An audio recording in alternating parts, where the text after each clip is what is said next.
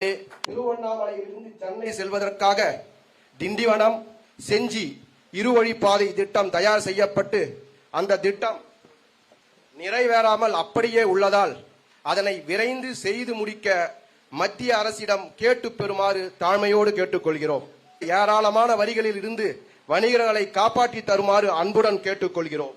அண்ணாமலையார் கோயிலுக்கு வரும் பக்தர்கள் தங்குவதற்கும் ஓய்வு எடுத்து செல்வதற்கும் வசதியாக இலவச அறைகள் கொண்ட ஓய்வு தளங்கள் அரசு சார்பில் கட்டித்தர வேண்டுகிறோம். திருவண்ணாமலையில் இருக்கும் உள்ளூர் பக்தர்கள் சாமி தரிசனம் செய்ய முடியாமல் இருக்கிறது. இது உள்ளூர் மக்களுக்கு பெரும் வேதனையாக இருக்கிறது.